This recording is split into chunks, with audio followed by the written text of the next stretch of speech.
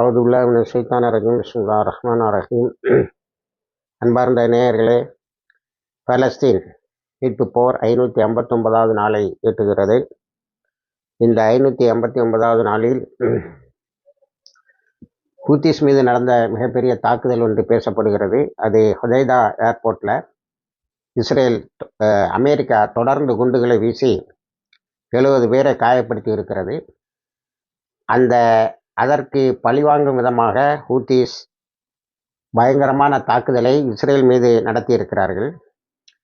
அந்த தாக்குதலில் central Israel, முழுமையாக இஸ்ரேல் இவை அனைத்தும் பீதிக்குள்ளாகி பதுங்குக்குழியை நோக்கி 25 லட்சம் பேர் பாய்ந்திருக்கிறார்கள்.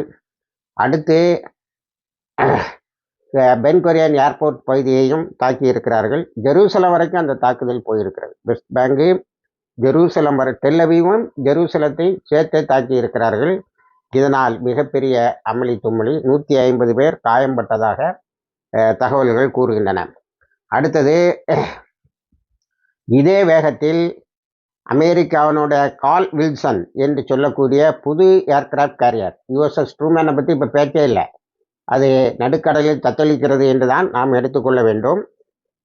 கால்மேனுக்கு மேலே பெரிய தாக்குதல், இதுவரைக்கும் நடந்த தாக்குதலிலே மிகப்பெரிய தாக்குதல் ஒன்றை நடத்தியிருக்கிறார்கள். அதனால்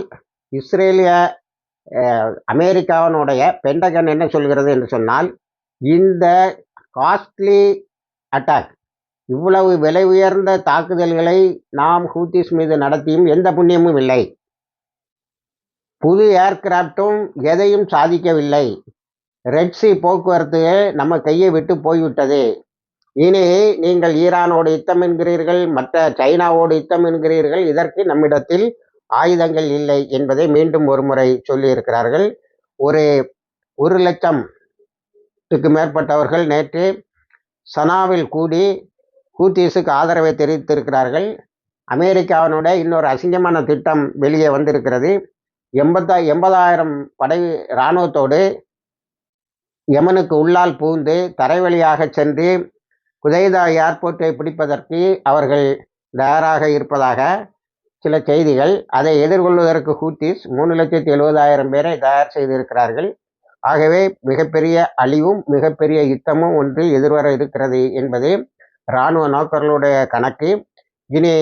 இப்பொழுது ஹூத்திஸ் அடிக்கிற செங்கடல் தாக்குதலில் இஸ்ரேல் அமெரிக்கா பணிந்து ஏதேனும் ஒப்பந்தத்துக்கு வந்தால் உண்டு, இல்லை என்றால் அமெரிக்கா இதே நிலையில் நீடிக்கும் என்று சொன்னால் அமெரிக்கா திவாலாகும், ஹூத்திஸ் வந்து வெற்றி பெறுவார்கள் என்பதும் இராணுவ நோக்கர்களுடைய கருத்து. அடுத்தால நாம் செங்கடல் தாக்குதல் என்பது முழுக்க இஸ்ரேலுக்காக நடத்தப்படக்கூடிய தாக்குதல். அது நிச்சயமாக செங்கடல் வியாபாரத்திற்காக அல்ல என்பது இப்பொழுது உறுதி செய்யப்பட்டிருக்கிறது. ஹூத்திஸுடைய தாக்குதலால் இஸ்ரேல் அதிர்ந்து போய் கிடக்கிறது, செயல்பட முடியாமல் இருக்கிறது, ஸ்தம்பித்து இருக்கிறது. இதுதான் உண்மை. இந்த உண்மை எப்படி வெளிவருகிறது என்று சொன்னால், அமெரிக்கா ஹூத்திஸ் மீது நடக்கிற தாக்குதலுடைய உக்கிரம் கூடும்போதும், ஹூத்திஸ் அமெரிக்கா மீது நடத்தும் தாக்குதல் கூடும்போதும் இந்த உண்மை பளிச்சென வெளியில் வருகிறது. காரணம் என்னவென்று சொன்னால், இது செங்கடல் வியாபாரத்தை பொறுத்தது அல்ல. நாம் ஏற்கனவே சொன்னது போல அமெரிக்க கப்பல்கள் கூட செங்கடலில் போவதற்கு தடை இருக்கவில்லை. ஆனால் இஸ்ரேலுக்கு போக முடியாது என்ற நிலை. இஸ்ரேலுக்கு ஆயுதங்களை கப்பலில் அனுப்ப முடியவில்லை. அதனால் மிக அதிகமான விலை கொடுத்து சுற்றி உழைத்து அனுப்புகிறார்கள். இன்னொன்று, வான்வெளியாக கொண்டு வந்து இறக்குகிறார்கள். நிறைய ஆயுதங்கள்லாம் வந்து சேர்ந்திருக்கிறது இந்த அப்பாவி காசா மக்களை கொலை செய்வதற்கு. அதனால் இந்த இஸ்ரேலுடைய அழிவு ஹூத்திஸ் கையில் இருக்கிறது என்பதை தெரிந்து கொண்டதால் தான் இந்த தாக்குதல் என்பது உறுதி செய்யப்பட்டிருக்கிறது. அடுத்தது, நாம் இங்கே காசா பகுதிக்கு வந்தால், காசாவில் நேற்று புதிதாக 34 பேர் ஷஹீதாகி இருக்கிறார்கள். 51,900 பேர், ஏறத்தாழ 52,000 பேருக்கிட்ட ஷஹீதாகி இருக்கிறார்கள். கான் யூனிஸில் தான் நேற்று அதிகமான தாக்குதல் நடந்திருக்கிறது. அந்த கான் யூனிஸில் ஆக்கிரமிக்க வந்த இஸ்ரேலிய இராணுவத்தை அல்-காசம் பிரிகேட்ஸ் 9 புல்டோசர்களை அடித்து தாக்கியிருக்கிறார்கள்.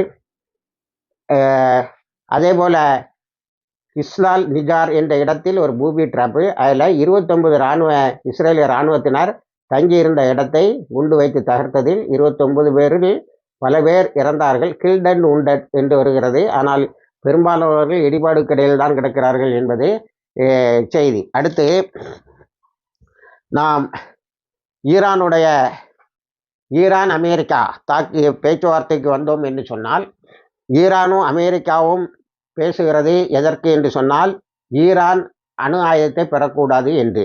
ஆனால் ஈரான் உறுதியாக இருக்கிறது, அணு ஆயுதத்தை நாங்கள் பெறுவோம், எங்களுக்கு அனுமதி தர வேண்டியது அமெரிக்காவல்ல, எங்கள் உலமாக்கள், எங்களுடைய ஷூரா, எங்களுடைய கலந்தாலோசனை குழுக்கள் முடிவு செய்தது என்று சொன்னால் நிச்சயமாக நாங்கள் யுரேனியம் டெவலப்மெண்ட்டை நிறுத்த மாட்டோம், ஆயுதத்தை கொண்டு வருவோம் என்று சொல்லுகிறார்கள். சிலர் யுரேனியம் ரொம்ப அதிவேகமாக அது என்ரிச்மெண்ட்டுன்னு சொல்லக்கூடிய அந்த டெவலப்மெண்ட்டு முன்னேற்றம் நடந்து கொண்டு இருக்கிறது. ஈரான் எப்பொழுதோ பல அணுகுண்டுகளை தயாரிக்கக்கூடிய சக்திக்கு உட்பட்டு விட்டது என்று சொல்லுகிறார்கள். இப்பொழுது உள்ள பேச்சு வெறும் வெட்டு. ரெண்டாவது, நேற்று சவுதி அரேபியானுடைய defence minister Khalid bin Salman போனதை கொமேனியை சந்திக்கிறதுக்கு இல்லை, அவருக்கு ஈக்குவலாக யாராவது சந்திக்கணும்னா ஈரானுடைய டிஃபென்ஸ் மினிஸ்டர் தான் சந்திக்கணும். ஆனால் கொமேனியை சந்தித்து பேசியிருக்கிறார். உங்களுடைய வேலைகள்லாம் முனாஃபிக்தனமாக இருக்கிறது, நீங்கள் இன்னும் அமெரிக்காவினுடைய பாதுகாப்பில் வாழ்ந்து கொண்டு இருக்கிறீர்கள், அமெரிக்காவினுடைய பாதுகாப்பில் நீங்கள் முன்னேற முடியாது என்பதை தெரிந்து கொள்ளுங்கள். நீங்கள் முன்னேறவே முடியாது, உங்களை எக்ஸ்ப்ளாய்ட் பண்ணிக்கிட்டே இருப்பான். ஈரான் எந்த விதத்திலும் பணியாது, ஈரான் அணு ஆயுதத்தை பெற்றே ஆகும். இஸ்ரேலில் அணு ஆயுதம் இருக்கிற வரைக்கும் ஈரானிலும் அணு ஆயுதம் இருக்கும் என்று சொல்லியிருக்கிறார்கள். இதில் ஒரு புதிய டெவலப்மெண்ட் என்னன்னா, இந்த B-52 பாம்பர்ஸ் என்று சொல்லக்கூடிய அமெரிக்காவினுடைய மிக துல்லியமான அதிக நாசத்தை ஏற்படுத்தக்கூடிய அந்த பாம்களை எப்படி வானத்திலேயே தடுப்பது என்பதை என்கின்ற யுக்தியை நேற்று வளர்த்து அதை காட்டியிருக்கிறது. நேற்று ஈரானில் ஒரு பெரிய இராணுவ இது பேரணி நடந்திருக்கிறது. அந்த பேரணியில் இதை காட்டியிருக்கிறார்கள். அதே போல F-35 ஏற்கனவே சொன்னேன், F-35 எப்படி வான்வெளியிலே தடுப்பது என்பதை கண்டுபிடித்து இருக்கிறார்கள். இந்த ரெண்டை எதுக்கு காட்டியிருக்கிறார்கள் என்று சொன்னால், அமெரிக்கா யுத்தத்துக்கு வந்தால் நீ நினைக்கிற மாதிரி ஹூத்திசம் மாதிரிலாம் எங்களை தாக்கி அழிச்சிட முடியாது, எங்களுடைய தடுப்பும் தாக்குதலும் பலமாக இருக்கும் என்பதை சொல்வதற்காகவே அதை செய்திருக்கிறார்கள். ஆக கொஞ்சம் கூட நாங்கள் விட்டு தரமாட்டோம் இந்த பேச்சுவார்த்தையில் என்று சொல்லிவிட்டு நேற்று அறிக்கை விட்டிருக்கிறார்கள்.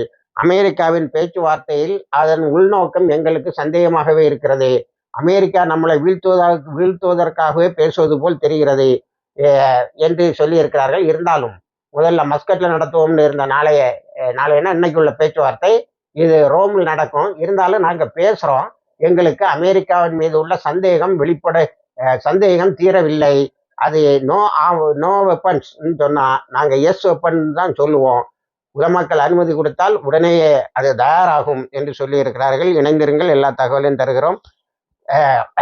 வாஹிர் தவானா அல்ஹம்துலில்லாஹி ரபில் ஆலமீன்.